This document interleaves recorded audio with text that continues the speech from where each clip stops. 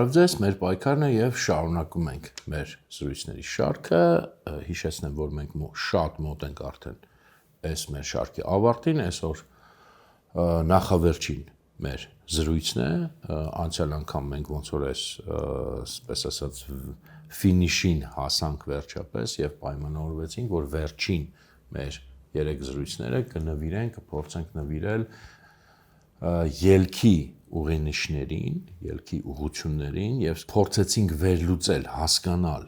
որոնք են այն մեծ ձախողման պատճառները երրորդ, այսպես կոչված երրորդ հանրապետության, որտեղ երրորդ հանրապետության, այսպես ասենք, նախագիծը պայմանական ասած, ըստ էության ձախողվել է, ինքը ամբողջությամբ կառուցված էր Արցախյան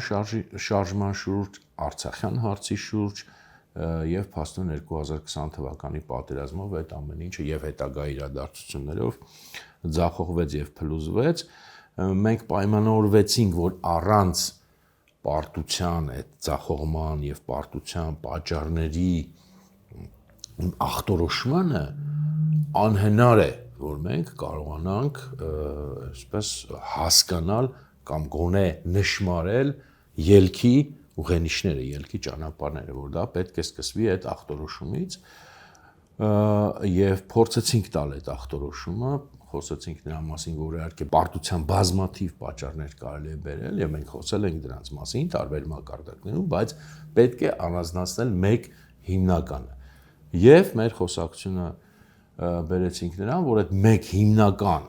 ոչ թե միակ, այլ հիմնական, առաջնային, խորքային, հիմնարար պատճառը նա էր, որ ըստ էության մենք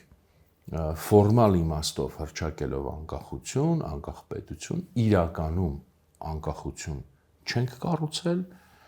իրականում գնացել ենք քայլ առ քայլ փաստացի անկախության զիջման ճանապարհով պատրանքային անվտանգության երաշխիքների դիմաց եւ այդ ամեն ինչը ի վերջո բերել է 2020 թվականներին։ Իհարկե եմ շեշտում ոչ միայն այդ ամեն ինչը, հատուկ շեշտում եմ, որտեղ գիտեմ, որ միշտ կգտնվեն մարդիկ, ասեն բայես, 2 տարի մենք խոսացել ենք այդ բոլոր բայեսների մասին։ Հիմնականում հիշատակել ենք, բայց հիմա մենք խոսում ենք հիմնականի մասին։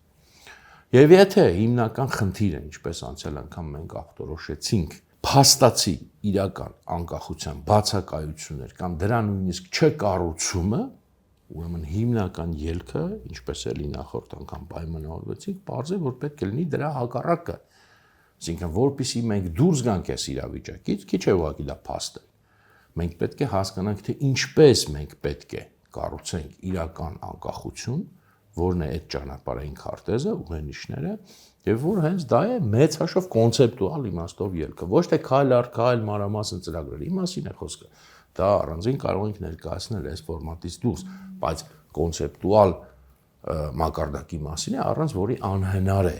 այն մնացած քայլ առ քայլը մանրամասն կոնկրետ կառուցել եւ որքան էլ առաջին հայացքից թվա տեսական կամ չգիտեմ վերացական, միևնույն է։ Ես կարծում եմ եւ համարում եմ, որ մինչեւ մենք այս կոնցեպտուալը չձևակերպենք ուղենիշները,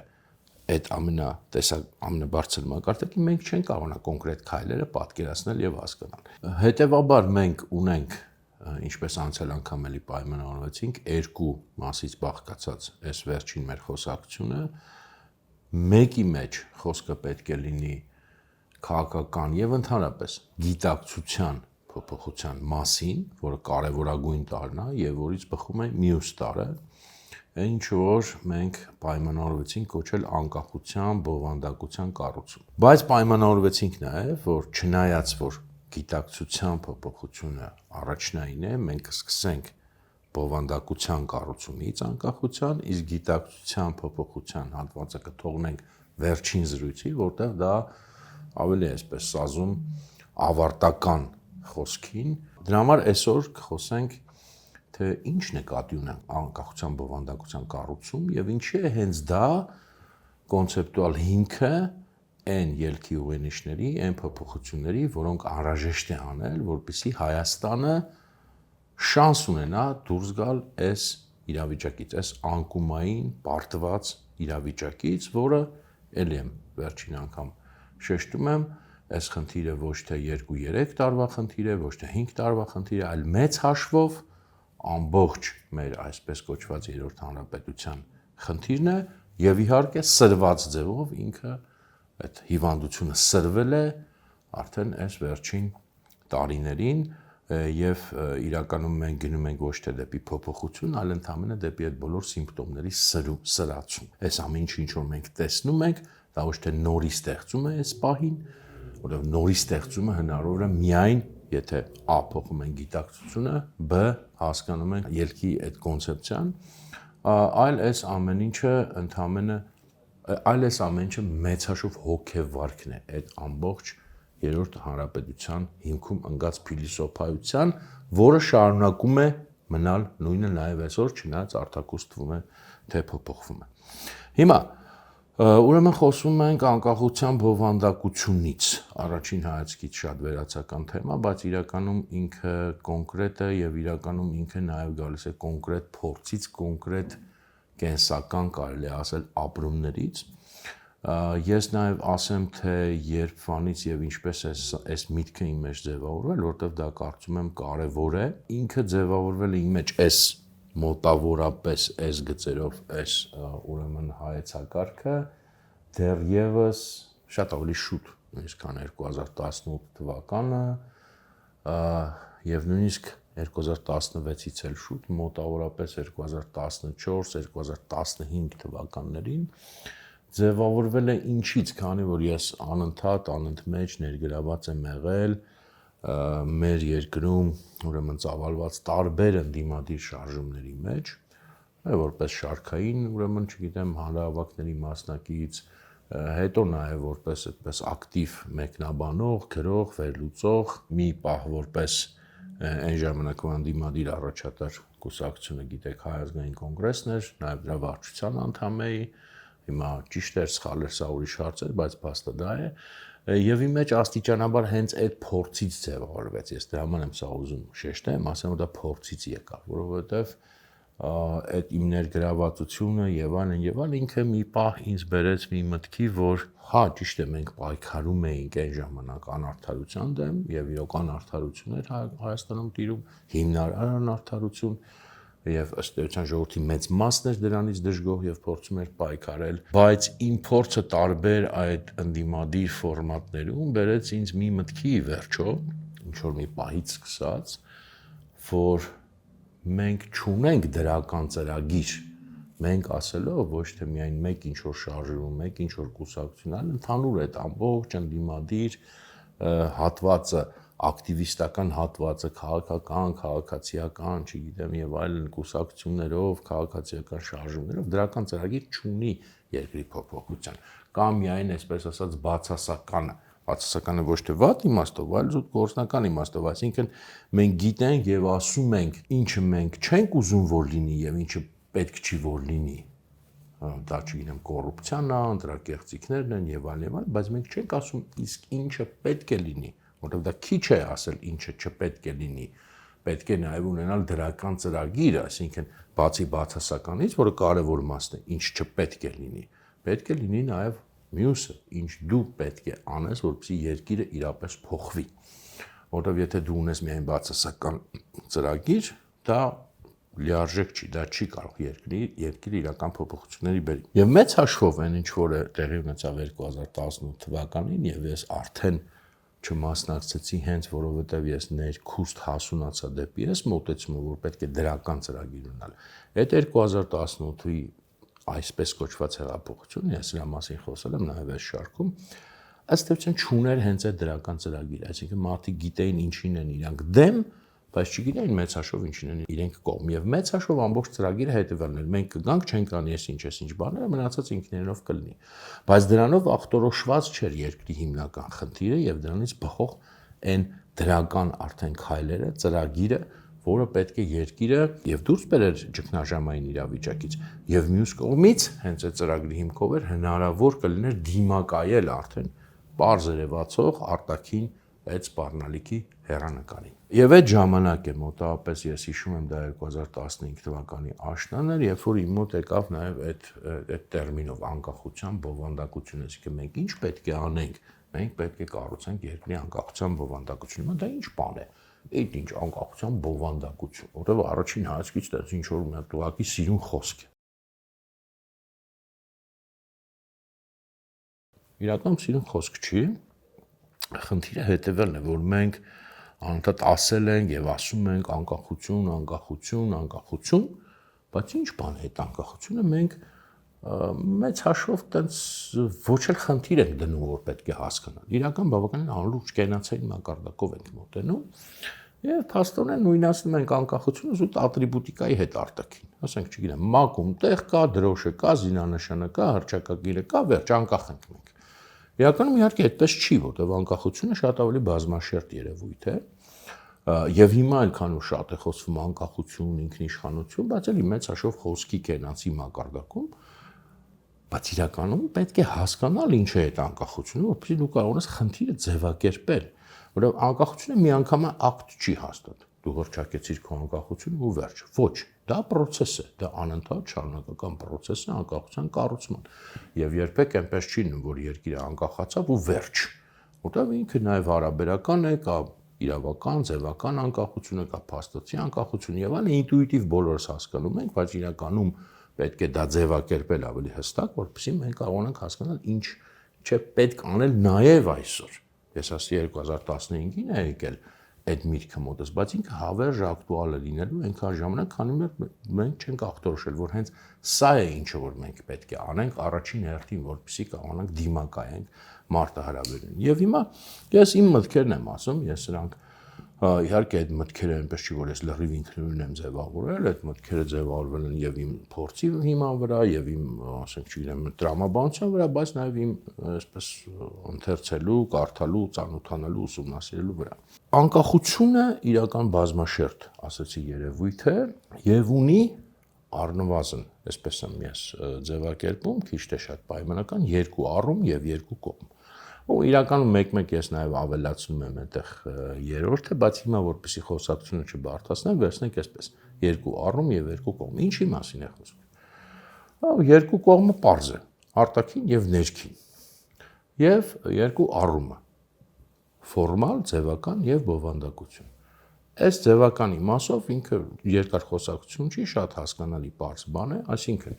արտաքին իմաստով ձևական կողմը ձևական ոչ թե վատ իմաստով, այլ որպես ֆորմալ, այսինքն նորմալ իմաստով, հա, դա այդ արտաքին աշխարհի կողմից ճանաչումն է, արտաքին անկախության ճանաչումն է, այդ բոլոր ատրիբուտները, որ ասացի, մակում տեղ, ուրեմն պետությունների կողմից ճանաչում, չգիտեմ,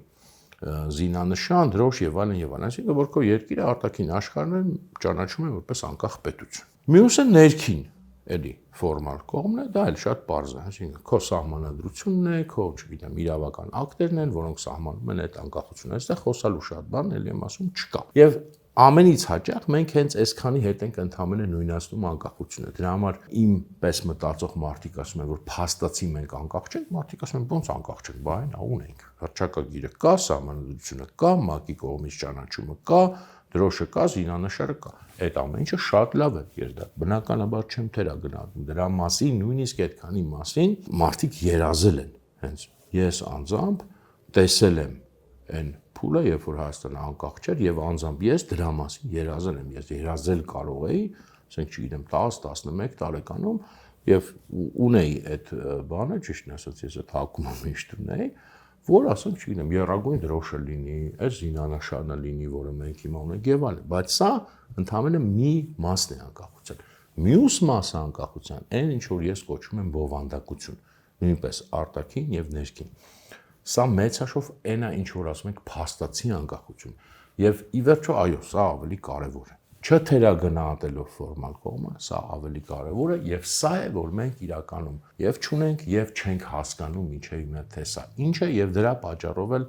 մեծ հաշվով մեր բոլոր ձախողումների հիմքում սա է ընկած։ Մենք չունենք պատկերացում անկախության այս բովանդակային փաստացի կողմից։ Հիմա եթե էլի բաժանենք այս բովանդակությունը արտաքին եւ ներքինի, ես հիմնականում ներքինի մասին այսօր կխոսամ եւ ինչպես է դա պետք փոխել, բայց մի փոքր հիշատակենք արտաքինը, որովհետեւ դա էլ է շատ կարեւոր։ Արտաքին բովանդակությունը հետևյալն է, որ անկախ այդ իրավական բոլոր բաներից, դե անկախությունը հարաբերություն է պետությունների միջև։ Բայց շատ կարևոր է հասկանալ, որ ցանկացած երկրի անկախություն եւ այդ անկախության շարունակականություն ինքը մասն է մեծ միջազգային հարաբերությունների համակարգի, աշխարհակարգի։ Եվ մենք տեսնում ենք, որ շատ հաճախ ազգերը նույնիսկ եթե շատ են ձգտում անկախության, բայց պետք է լինի այդ միջազգային մեծ միջավայրը, որում հնարավոր է դառնում, որ տվյալ ազգը անկախանա։ Եվ նույնիսկ եթե դու անկախության ամենանվիրված մարտիկ կինես, կան միջազգային իրավիճակներ, որում ուղղակի անհնար է, ինչ ուզում ես արա, անհնար է, որ տվյալ ազգը անկախանա։ Պետք են ուրեմն հանգամանքներ։ Հիմա այստեղ որն է կարևորը, ել եմ ասում, կփորձեմ շատ կարճ ձևակերպել այս հատվածը։ Կարևորը հասկանալ հետևելը, որ այդ աշխարհակարգերը, այսինքն աշխարհի այդ միջազգային համակարգերը, իրանք շարունակաբար փոփոխական են։ Չկա մի աշխարհակարգ, որը հավերժ լինի։ Եվ միշտ դա ինչքան մենք նայում ենք պատմությանը, ինչքան որ հնարավոր է մարդկության պատմությանը նայել, չգիտեմ, 5 Եգիպտոսից եւ 5 Շումերից սկսած, միշտ անընդմեջ փոխվում են աշխարհակարգերը։ Հիմա ինչու է սա կարևոր ընդհանրապես։ Եվ մինչև հիմա, եւ միշտ մարդիկ ամեն տվյալ աշխարհակարգում ապրում, մտածում են, որ սա հավերժ է, սա մշտական է, բայց այդպես չի։ Ինչու է սա կարևոր, որովհետեւ աշխարհակարգերը ունենում են զարգացման փուլեր։ Դրանց ծագումը, ձևավորումը, հետո կայունացումը եւ հետո նորից ճգնաժամային փուլ է որպես կանոն գալիս, այդ ճգնաժամից դուրս են գալիս կամ նորոգված կամ ընդհանրապես փլուզվում են եւ ձևավորվում են նոր աշխարհակարգ։ Հա, իսկ ինչ է այդ աշխարհակարգը մեծ հաշվով ուժերի բալանսն է, այսինքն որոնք են ամենաուժեղ պետությունները, որոնք են միջին, որոնք են ավելի փոքր տերությունները եւ դրանց միջև հարաբերությունները ուժային։ Դրանք եթե փոփոխվում են, աշխարհակարգը փոփոխվում է։ Եթե համեմատաբար կայուն են մնում, ասենք, չգիտեմ, օրինակ Երկրորդ համաշխարհայինից հետո կար համակարգ, չէ՞։ Ամերիկայի Միացյալ Նահանգներ, Սովետական Միություն եւ հետո շարվում էին մնացած բոլորը։ Հետո դա փլուզվեց 91 թվականին եւ ձևավորվեց այդ համակարգը, որտեղ Ամերիկայի Միացյալ Նահանգները թիվ 1 պետություն են եւ հետո շարվում են մյուսները։ Եվ այսպես շարունակ, սա միշտ փոփոխվում է այս խնդիրը։ Հիմա մեր նման ազգերի համար, որոնք ամեն դեպքում մեծ տերություն չեն, սա ինչով է կարևոր, բացի այն, որ դու քո անկախությունը արտաքին կարողանում ես ստանալ այդ ճգնաժամային փուլերում աշխարհակարգի, հետևյալն է, երբ որ կայունացման փուլն է աշխարհակարգի, որևէ նույնիսկ ամենաթույլ պետություն կարողանում է ինչ-որ ձևի գոյատևել, բայց իրական, այսպես ասած, ճշմարտության պահերը գալիս են ճգնաժամային փուլերում աշխարհակարգի ձևավորման նոր եւ հին աշխարհակարգի ճգնաժամի կամ չգիտեմ անցումային փոփոխության այդ կամ առավելևս փլուզման փուլում եւ այդ ժամանակ է որ ազգերը վճարում են, այսպես ասած հաշիվը փակում են, թե իրենք այդ կանոնության փուլերում ինչ են արել, կախված դրանից կամ որքանով պատրաստ են հերթական ճգնաժամին, կախված դրանից կամ շահում են, կամ հակառակը ձախողվում են եւ պարտվում են։ Մենք մեր սերունդը երկու օրինակն էլ տեսավ։ Երբ որ 91 թվականին փլուզվեց եղած աշխարհակարգը եւ ձևավորվեց նորը, մենք կարողացանք մեր մեջ ներուժ գտնել, որպեսզի մենք դրանից շահենք մեծ հաշվով։ Մենք ստացանք եւ անկախություն, եւ մենք ստացանք ըստ էության հայկական Արցախի ազատագրում, կարողացանք հաղթանակի հասնել։ Ճիշտ է, այդ հաղթանակը մենք խոսել ենք դրա մասին, չվերածեցինք քաղաքական վերջնական հաղթանակի, անկախ նրանից կարող ենք թե չէ, բայց ամեներպես գրանցեցինք հաջողություն, որտեվ շատ ավելի հաճախ մեր ազգերը ցավոք սրտի հակառակն եղել, ամեն մի աշխարհակարգի փլուզում եւ նորի ձևավորում բերել է մեր կորուստների։ Հաջողության հաշվին, հաջորդ կայունացման փուլում մենք կարողացանք այդ իրավիճակը պահպանել, բայց երբ որ եկավ արդեն այս նոր ձևավորված աշխարհակարգի ճգնաժամը, որը շարունակվում է մինչև այսօր եւ դեռ պարզ չի ինչով կավարտվի, մենք ունեցանք այս պարտություն, այսինքն մեր այս պատերազմը եւ 2016 թվականից սկսած պատերազմը եւ այսօր շարունակվող ըստ էության անկայունությունը Հայաստանի շուրջ ինքը ոչ թե այդպես մեկուսացված երևույթ, այլ մասն է այդ ամբողջական process-ի աշխարհակարգի ճգնաժամի։ Դրա համար էլ եղավ պատերազմ, դրա համար եղավ մնացած ամեն ինչը, բայց այս անգամ մենք փաստացի ձախողեցինք, պարտվեցինք, մեր առաջադրանքը չկարողացանք կատարել։ Եվ խնդիրը հետևյալն է, որ մենք, քանի որ այդ պատկերացումը, այդ մտածողությունը չունեցանք, որ մենք շահեցինք մի ճգնաժամից աշխարհակարգային, բայց պետք է քաղաքականությունը, քաղաքական ստրատեգիան հենց նա է, որ դու կարողանաս պատրաստվել մտքումդ ունենալ հաջորդ ճգնաժամի հեռանկարը, դու չգիտես երբ դա կլինի, բայց դու մեջ պետք է այդ հեռանկարը ունենաս եւ հասկանաս, որ երբ որ դա գա, ժամանակ գալու է քո հաշիվ փակելու ժամանակը։ Դու կարող ես ապրել, դու կարող ես, չգիտեմ, պատվիրել ինչ ուզես, անել ինչ ուզես, բայց հաշիվ փակելու պահն է գալու եւ հաշիվ փակելու պահը երբ որ եկավ, մեզ համար դա անսպասելի էր, որտեղ մենք այդ օրինաչափությունը չէինք էլ հասկանում, հիմա էլ չենք հասկանում, որ կա նման օրինաչափություն, որ քաղաքական ստրատեգիան արտաքին պետության պետք է պատրաստ լինի միշտ տվյալ եղած այսպես սուպեր կայուն թվացող իրավիճակի ճգնաժամին, ինչ ես դու անելու ճգնաժամի ժամանակ, սա է կարևորը, այսինքն ինչպես ես դու պատրաստվելու այդ անխուսափելի ճգնաժամին, որտեղ անխուսափելի է որևէ աշխարհակարգի ճգնաժամ եւ այդ ժամանակ է որ արդեն պատերազմներ, հեղափոխություններ եւ այդ բոլոր process-ները լինում են եւ մեզ հետ էլ եղավ եւ պատերազմ եւ հեղափոխություն, մենք դրան բացարձակ պատրաստ չէինք եւ հիմա էլ չենք գիտացում եւ պատրաստ չենք, որ սա շարունակվում է, այսինքն մենք դեռ հաշիվը վերջնական չենք փակել, այլ որ վերջնական փակենք դա ամենավատը կլինի, որովհետեւ երբ որ փակում ես վերջնական, հետո արդեն կարող տասնամյակներ այդ վիճակը պահպանվի, ոնց որ 1920 թվականից հետո տասնամյակներ այդ շանս չկար, հնարավորություն չկար, քանի որ կայունացավ աշխարհակարգը։ Հիմա դեռ չի կայունացել, հիմա մենք դեռ հնարավորություն ունենք, սա պետք է մենք գիտակցենք, գոնե հիմա որ ինչ որ մեզ այդ տեղի ունեցավ եւ տեղի ունենում, դրա հետևանք է աշխարհակարգի ճգնաժամի։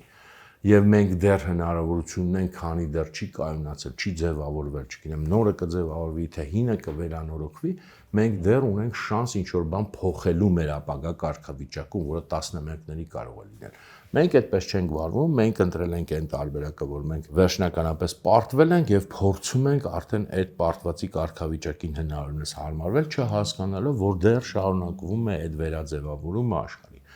եւ որ այդ վերաձևավորման փուլում վճռորոշ է իհարկե ուժային գործոնը, ուրիշ ոչ մի բան։ Համեմատաբար կայուն փուլերում ուժային գործոնի դերը նվազում է, գոնե արտաքուստ ինքը իջնում է ներքև, ավելի իրավական նորմերն են գործում եւ այլն, բայց այս ճգնաժամային փուլերում ուժայինը միշտ վճռորոշ է։ Դու չես կարող հրաժարվել ուժայինից եւ հույս ունենալ, որ դու կստանաս նոր ձևավորվող աշխարհակարգում ինչ որ մի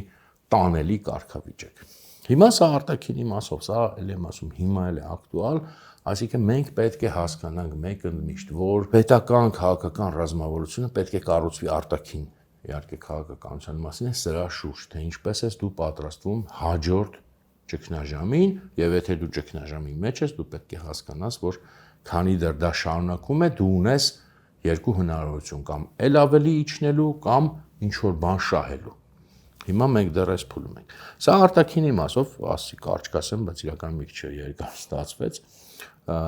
մյուսը, սա արտաքին բովանդակություն, ներքին բովանդակությունը անկախության։ Ինչ բան է անկախության ներքին բովանդակությունը։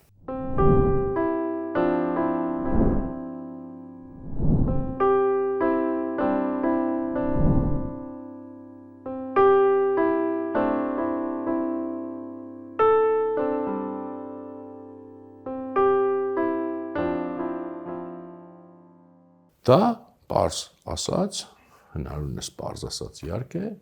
այն համակարգերն են ազգային, պետական, հանրային, որոնք կոչված են սպասարկելու տվյալ անկախ պետության, ուրեմն կարիքները եւ գոյությունը, որտեղ պետությունը դա այդպես ուղղակի անուն չի, բոլորս գիտենք, բայց պետությունը եւ նաեւ հանրությունը կոնկրետ ինստիտուտներից, համակարգերից, ուղղություններից է բաղկացած։ Ասենք մենք օրինակները բերել ենք անցյալ անգամ, դրանք շատ պարզ բաներ են։ Անվտանգության համակարգ, պաշտպանության համակարգ, կրթության համակարգ, գիտության համակարգ, չգիտեմ, տեղեկատվական համակարգ, քաղաքական դաշտ նաև սրա մեջ սա ֆորմալ համակարգ չի, տեսեք, քաղաքական դաշտի տարբերությունների մի մաս, ասենք ֆորմալ բան չի, բայց էլի այդ համակարգերի մասն է։ Չգիտեմ, հոգևորը, մշակույթը, եկեղեցին եւ այլն,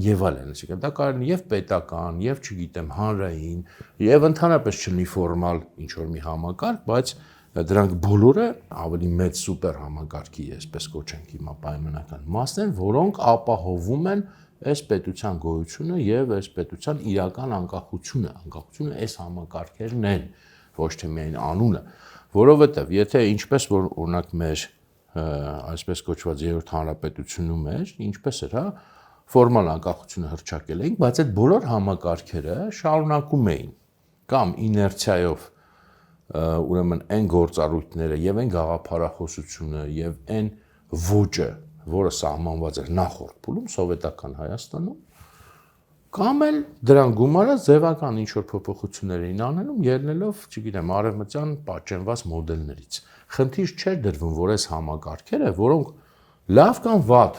ծառայել են սովետական Հայաստանին, հիմա չեն քննարկում լավ կամ վատ, բայց ծառայել են սովետական Հայաստանին, այդ համակարգերը ինքնուրույն չեն ձևավորվում, ինքնուրույն չեն կարող գործել։ Դրանք բխեցվում են տվյալ պետության նպատակներից, քաղաքական նպատակներից, գաղափարախոսությունից եւ այլն։ Հիմա պարզ է, որ եթե սովետական միության մեջ կամ սովետական Հայաստանում ստեղծում է օրինակի համար պետական անվտանգության կոմիտե, հա, օրինակ ՊԱԿ-ը, ինքը ինչ պետք է անի, ինքը պետք է ծառայի այդ պետության գաղափարախոսությանը, այդ պետության քաղաքական նպատակներին։ Եթե դու հռչակում ես անկախ Հայաստան եւ մտածում ես, որ այդ նույն, ասենք, անվտանգության կոմիտեն պետք է ավտոմատ կերպով առանց քո միջամտության սկսի արդեն սպասարկել քո անկախ պետության շահերը, այսինքն դու ոչինչ բան չես անում իրականում անկախ լինելու համար։ Նույնը պաշտպանության համակարգն է, նույնը կրթության համակարգն է եւ այլն։ Դու պետք է խնդիր դնես ոչ թե պարզապես բարեփոխման, այլ արմատական փոփոխության, որպեսզի սրանք սկսեն ծառայել ոչ թե քանդելու մասին է բնականաբար խոսքը, այլ երբ որ ասում ենք արմատական բարեփոխում, բնականաբար դա նշանակում է ոչ թե քանդել ընդհանրապես, այլ նշանակում է, որ եղածը բարեփոխել, բայց արմատապես, ոչ թե ուղղակի ինչ-որ կոսմետիկ բան, այլ արմատապես, որովհետև փոխվում է գաղափարախոսությունը, փոխվում են քաղաքական նպատակները։ Պարզ է, չէ՞ որ անկախ Հայաստանը եւ սովետական Հայաստանը հիմա չեն քննարկում որն է լավ, որն է վատ, դա ընդհանրապես կարևոր չէ։ Ունեն արմատապես տարբեր պետք է ունենան, որովհետև տարբեր իրավիճակներում են գործում։ Լավ, արմատապես տարբեր չէ, բայց շատ հարցերում արմատապես տարբեր գաղափարական, քաղաքական եւ այլ նպատակներ եւ մոտեցումներ։ Եթե դու չես կառուցում քո այս համակարգերը, չես վերակառուցում համապատասխան այդ փոփոխության, այդ անցման,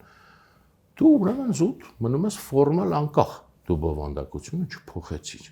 Եթե քո անվտանգության համակարգը, պաշտպանության համակարգը, մշակութային համակարգը, մնացած բոլորը հիմա չթվարկեմ նորից։ Ուղղակի իներցիոն շարունակում են զուտ, կոսմետիկ փոխվում են, անունը փոխվում է, բայց ներսում մնում է նույնը, իսկ մենք մոտ հենց այդպես է եղել եւ այդպես էլ մեծ հաշվով մնում է, որով էլի ստեղ նույնիսկ եթե դու ձևականորեն հրճակես, չէ, ես փոխում եմ, բայց չունենաս ինչ կերպով պետք է փոխես համապատասխան քո նոր պահանջների, նոր պայմանների եւ միջազգային իրավիճակի, այդտեղ էլ հաջողության չես ասնի, եթե դա մնում է դու ուրեմն անկախություն չունես եւ քանի որ դու անկախություն չունես, գալիս է այդ ճգնաժամի պահը միջազգային հարաբերությունների աշխարհակարգի եւ դու բնականից պարտվում ես, որովհետեւ քո համակարգերը ի վիճակի չեն դիմակայել այդ մարտահրավերներին, որովհետեւ իրենք քոնը չեն մեծ հաշվով, էությամբ քոնը չեն, անունով քոնն են, անկախ նայես թե ինչքան լավ մարդիկ են այդտեղ աշխատում, ինչքան խելացի են կամ խելացին չէ, դա մարդկանց հարցը չի, համակարգերի հարցն է, ինստիտուտների հարցն է։ Եվ ուրեմն եթե այսօր էլ մենք ուզում ենք իրապես անկախ պետություն կառուցել, իրապես կարողանալ այսօրվա աշխարհի մարտահրավերներին պատասխանել, մեր մեծ ծրագիրը պետք է լինի անկախության բովանդակության կառուցումը, այսինքն երբ որ այսօր էլ ասում են, չգիտեմ, էլի բառախաղի մեջ են մտնում, հռչակենք 4-րդ հանրապետություն, դու ուզում ես 10-րդ հռչակել։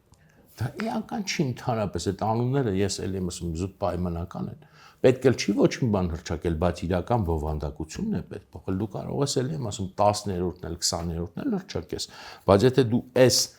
բովանդակությունը չփոխես, մյուս անգամ գիտակցության մասին էլ իհարկե կխոսենք, որը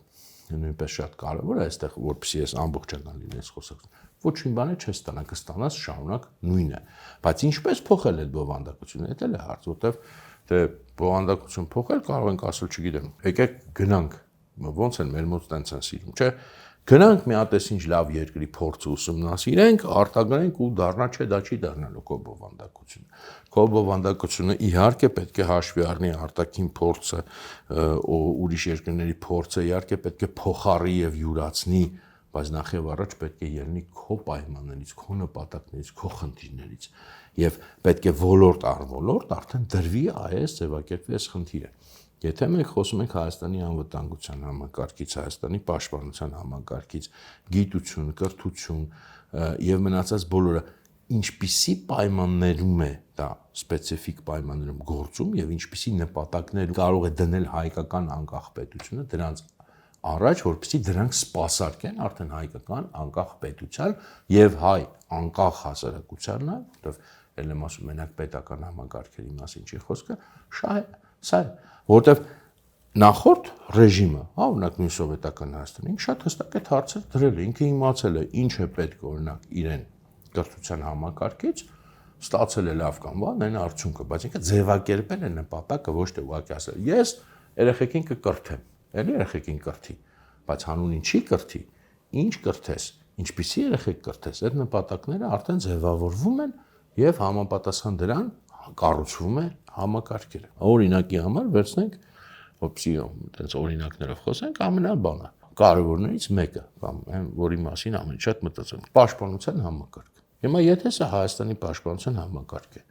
պետք է ելնի հայկական պայմաններից, այսինքն աշխարհագրությունն է, ժողովրդի խառնվածքն է, չգիտեմ, պատմությունն է, պայքարի բնույթն է, ամեն ինչն է, ինչը որ հայկական է եւ նոր դրա վրա յուրացնի, չէ՞, օտարափոխարի համապատասխան իր։ Ինչ պետք է լինի։ Օրինակի համար շատ པարզ օրինակներ են բերում, ինչ որտեղ պայմանական, ինչ որ առաջին հենց մտքից գա։ Օրինակի համար Մենք այդ համակարգը պետք է հաշվի առնի, որ հայ ժողովուրդը շատ մեծ մարդկային ռեսուրսներ չունի, պետք է հաշվի առնի։ Այդ համակարգը պետք, այսինքն ինքը չի կարող փոխարի օրինակ մի հատ օտար մոդել, որտեղ մարդկային ռեսուրսը կարևոր չի, որտեղ շատ ունեն։ Այդ համակարգը պետք է հաշվի առնի, որ Հայաստանը ունի փոքր տարածք եւ շատ խոցելի սահմանների կոնֆիգուրացիա, պետք է հաշվի առնի։ Այդ համակարգը պետք է հաշվի առնի, որ Հայաստանը ունի շատ տարբեր լանդշաֆտային գոտիներ, կտրտված լեռնային գոտիներ, չգիտեմ, բարձրադիր դաշտեր, ցածրադիր դաշտեր եւ այլն, իհարկե պետք է հաշվի առնի։ Պետք է հաշվի առնի կլիմայական պայմանները, պետք է հաշվի առնի։ Պետք է հաշվի առնի օրինակի համար այս ժողովրդի պայքարի բնույթը ինչպիսին է, որովհետեւ մի բան է ազգային պայքարը, սրա մասին էլ են կարծեմ խոսել, մի բանը չգիտեմ, եթե դու ուղղակի մեծ տերություն ես ազդեցությունների գոտիների համար ես պայքարում, եւ այլն, դու ինչի համար ես պայքարում եւ ինչ պայմաններում ես պայքարում, պատմությունը պետք է հաշվի առնի, այս ժողովուրդը ինչ տիպի պայքարներ է մղել, ժողովրդի խառնվածքը, բնավորությունը, հակումները, չգիտեմ, ռեգիոնալ բաժանումները, ամեն ինչ պետք է հաշվի առնի, չէ՞ որ դու adekvat պաշտպանության համակարգ ունես։ Եվ համապատասխան դրան նոր դու կարաս որոշես ինչ զենքեր ես առնում, այդ զենքերը որտեղ ես տեղադրում, ինչ տակտիկա ես կիրառում, ինչ ստրատեգիա ես կիրառում, այս ամեն ինչը պետք է որոշվի այդ մակարդակից ելնելով, ոչ թե դու պատկերացնես, որ գալու են ինչ-որ փայլուն մասնագետներ, թեկուզ դրսից կամ ներսից եւ ասում են, «Էս է իդեալական համակարգը աշխարհի համար», չկա այդպես համակարգ։ Համակարգը պետք է լինի իդեալական քո համար, քո պայմանների համար։ Այլի օրինակի համար ասեմ, որ եթե պաշտպանության համակարգից ենք օրինակ խոսում, հայկական պաշտպանական համակարգը պարտադիր պետք է լինի, օրինակ պետք է ընդունի ակտիվ պաշտպանության դոկտրինը։ Էլի պայմանական տերմին եմ իմ ասում, չնայած ռազմագիտական գրականության մեջ կա, բայց ոչ շատ հաճախ հանդիպող։ Այսինքն դու, եթե ուզում ես Հայաստանը պաշտպանես, դու չես կարող նստես, սպասես, մինչև քո վրա հարձակվեն, որովհետև դու ունես շատ փոքր տարածք, շատ փոքր մարդկային ռեսուրս եւ դու պետք է կանխես թշնամու հարվածները, դա անխուսափելի է, դա ոչ թե ագրեսիայի դրսևորում է կամ ցանկություն է, ուղղակի բխում է քո պայմաններից։ Դու պետք է նախաձեռնող լինես, դու պետք է պրևենտիվ հարվածներ հասնես, ավելին, դու պետք է ուզած չուզած, սա էլի բանի հարց չի, ճաշակի հարց չի, տեղափոխես, ձգտես հնարավորինս տեղափոխել ռազմական գործողությունները թշնամու տարածք։ Դրանք բոլորը պետք է ձգտեն, բայց հատկապես դու, որտեղ քո տարածքը շատ փոքր է, խորություն չունի, շատ խոցելի է եւ այլն եւ այլն։ Եվ այսպիսի բազմաթիվ բաներ, որոնք պետք է բխեն քո պայմաններից, ոչ թե ինչ-որ տեսական բաներից, ոչ թե ինչ-որ, չգիտեմ, абստրակտ ճշմարտություններից, կամ եթե ասում են Հայաստանին պետք է պրոֆեսիոնալ բանակ, իհարկե նաեւ Հայաստանում ինչ պրոֆեսիոնալ բանակ։ Այսինքն պրոֆեսիոնալ բանակը դա հետևն է, որ զորակոչ օրինակ չլինի, լինեն ինչ-որ մասնագետներ, դա բարձր մեծականակ չի կարող լինել, տանք իրանք փող, իրանք պաշտպանեն, չէ։ Դա չի աշխատելու Հայաստանում։ Ուրիշտեղ կաշխատի կամ չի աշխատի, նայած էլի իրավիճակ պայմաններ Հայաստանում դա հաստատ չի աշխատելու։ Հայաստանը հնարավոր է պաշտպանել, եթե ժողովրդի, քանի որ փոքրականակ է նաև եւ պայքարը ազգային բնույթ է կրում, ժողովրդի հնարավորինս լայն շերտեր, զանգվածներ, այս կամ այն ձևով ներգրաված լինեն պաշտպանության համակարգի մեջ։ Զենքը ձեռքին ներգրաված կլինեն, ուրիշ ձև ներգրաված կլինեն, դա արդեն որոշման խնդիր է, տակտիկական խնդիր է, բայց սա է Հայաստանի պաշտպանությունը չի կարող, որովհետև մեր շատ կուսակցությունների ծրագրում գրած է Պրոֆեսիոնալ բան է, քանի որ ասեն կարդացել են Եվրոպայում տենց է, չնայած Եվրոպայում են հիմա վերանայում, դա լավ է, չէ, ցավը տանեմ, որ Եվրոպայում դա ինչ որ մի փուլում, շատ կոնկրետ պատմական փուլում աշխատել է։ Հիմա իդեպ լավ չի աշխատում։ Հիմա իրենք էլ են մտածում, որ փոխեն, մինչև էլ չի աշխատել։ Փոխել են մի անգամ, հետո նորից վերադարձել են, հիմա նորից մտածում են վերադառնալ ավելի ժողովրդական ներգրավմանը։ Հայաստանում չի աշխատելու դա։ Եվ այլն, սրանք զուտ օրինակներ են բերում, ժողովուրդ ջան, ես շատ մանրամասն կարելի է խոսել, ես զուտ օրինակներ եմ բերում։ Նույնը օրինակի համար, տեսեք, քաղաքական դաշտը ինքը ֆորմալ բան չի, չկա սահմանադրության մեջ սահմանված։ Բայց դա նույնպես է պետական ազգային հանրային համակարգերի կարևորագույն մասն է, քո անկախության կարևորագույն մասն է։ Այդ այնպես չի, որ ինքը տենց ուղակի ինչ որ տարերային մի հատ տեղ է։ Եթե քո քաղաքական դաշտի ճնշող մեծամասնությունը ըստ էության սպասարկում է դրսի շահեր, ընդ որում ոչ միայն մեկ արտաքին ուժի, սա էլ է շատ կարևոր, որտեղ բոլորը հիմա ֆիքսվում են մի արտաքին ուժի վրա, չէ։ Ինչ տարբերություն ինչ արտաքին ուժի շահերը սպասարկում։ Եթե սպասարկում է արտաքին շահեր, քո անկախությունը մեծապես վտանգված է, որովհետև քո անկախությունը մենակ իշխող ուժը չի, ամբողջ քաղաքական համակարգն է։ Եվ այն քաղաքական ուժերը, որոնք շեշտված արտաքին կողմնորոշում ունեն կամ առավել եւս արտաքին շահ են ակնհայտ սպասարկում, իրենք պետք է մարգինալիզացվեն։ Եթե դու դա չես կարողանում ապահովել, ինչպես ես դու դա ապահովում, դա քո խնդիրն է։ Լուծումներ գտի, որոնք օրենքը չխախտեն, մարդկանց ազատությունը չխախտեն, բայց լուծումներ գտնի։ Եթե չես ապահովում, իհարկե դու անկախ պետություն չես, բայց եթե քո քաղաքական դաշտը վերահսկում է դրսից, ինչ տարբերություն դու դրոշ ու զինանշան ունես, թե չէ։ Նույնը էլի օրինակի համար կարող ես ինչ կապ ունի, ասենք տեղեկատվական համակարգ, դա շատ մեծ կապ ունի, որտեղ մենք բոլորս հասկանում ենք, որ լուրերը նույնիսկ ամենապարզ լուրերի մակարդակում չի լինում լրիվ անկողմնակալ, դրանք ֆիլտր են անցնում եւ աշխարհի պատկեր են ձևավորում։ Ես միշտ բերում եմ հետեւյալ օրինակով, օրինակի համար Մերձավոր Արևելքում 2010-ականներին տեղի ունենում դեպքեր, որոնք Հայաստանի հետ անմիջապես կապ ունեն, օրինակ, չգիտեմ, Մերձավոր Արևելքի քրիստոնեությունը վերջնականապես ոչնչացվեց, կարելի է ասել 2010-ական թվականներին, դեռ մնացորդներ խոշոր կային Սիրիայում, Իրաքում։ Մենք դրա մասին իմացանք, չէ, մենք դրա մասին իմանում ենք Մերձավոր Արևելքի մասին, այն ինչը որ ամերիկյան կամ ռուսական մեծ տեղեկատվական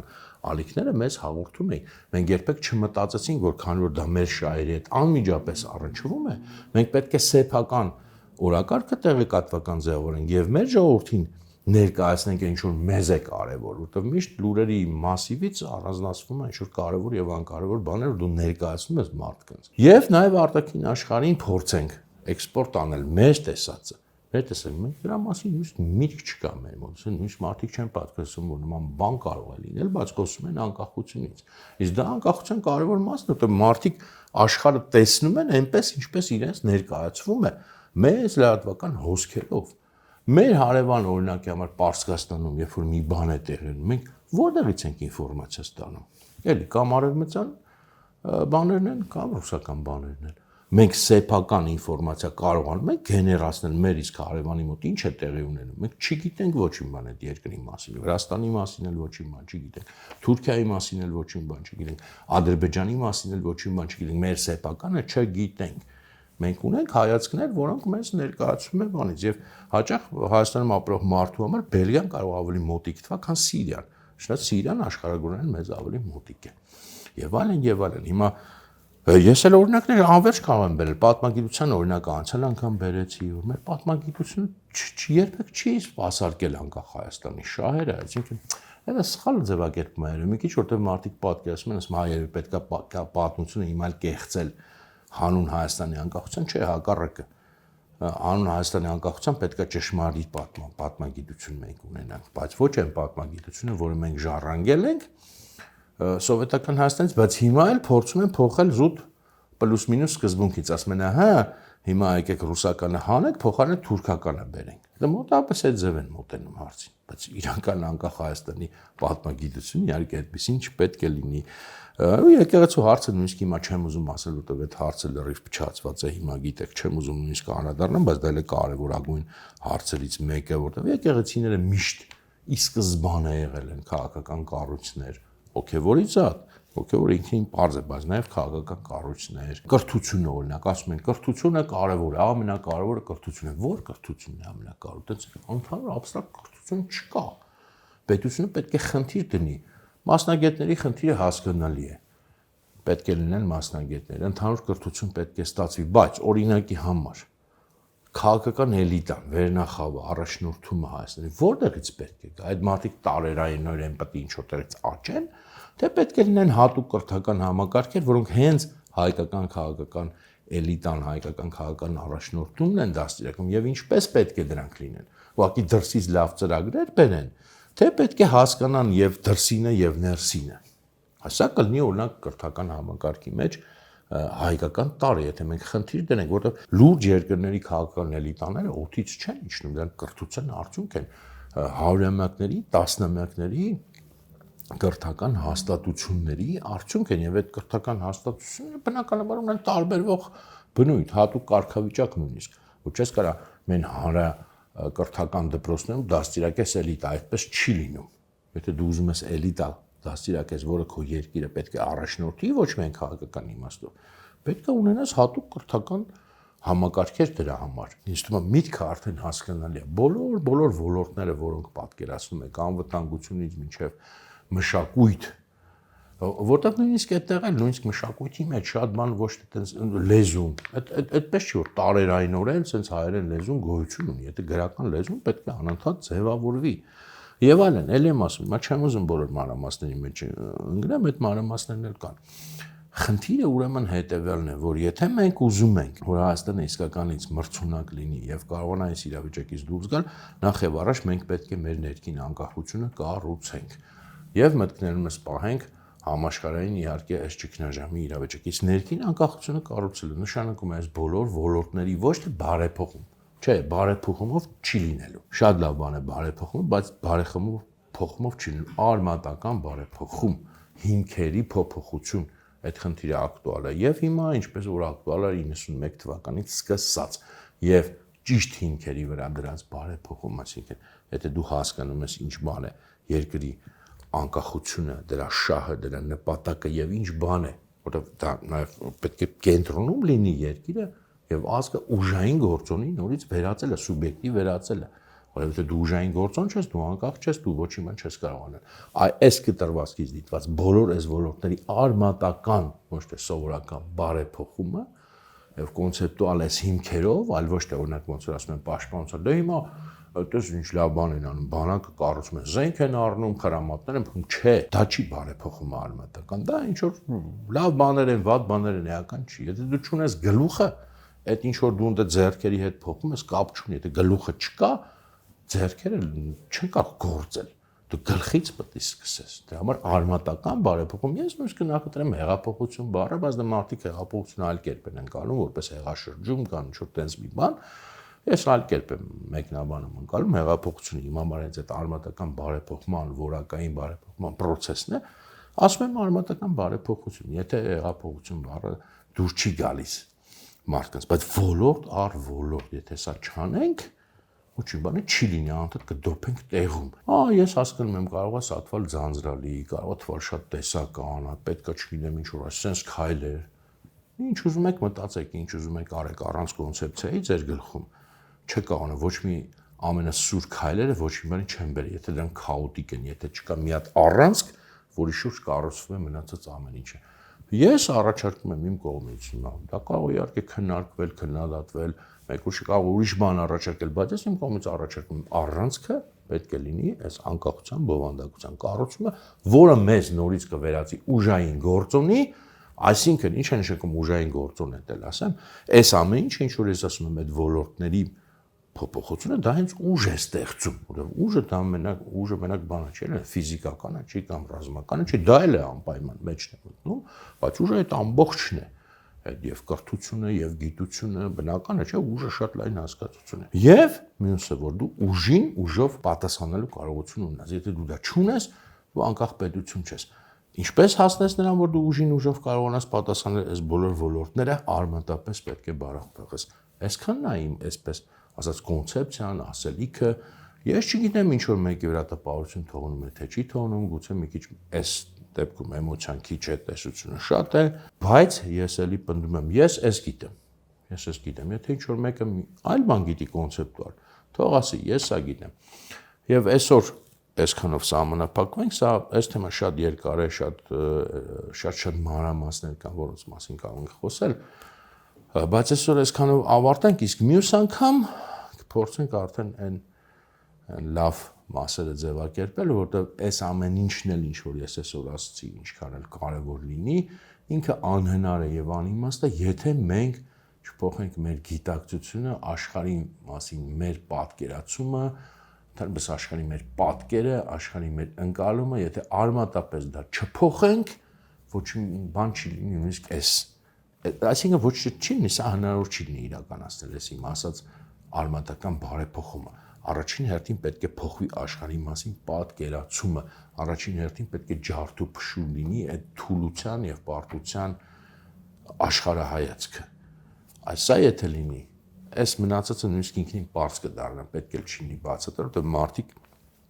ինքնուրույն կհասկանան։ Բայց սրա մասին ել եմ ասում, հաջորդ անգամ կփորձենք խոսել եւ ավարտել արդեն մեր զրույցների շարքը։ Շատ շնորհակալ եմ բոլոր նրանց, ովքեր հասել են նախավերջին հաղորդմանը, դուք լավ ընկերներ եք, լավ մարդիկ եք, եւ եթե նախավերջին հասել ենք, հուսանք վերջինն էլ լավ նոտայով կավարտենք։ Հաջողություն մինչև մյուս անգամ։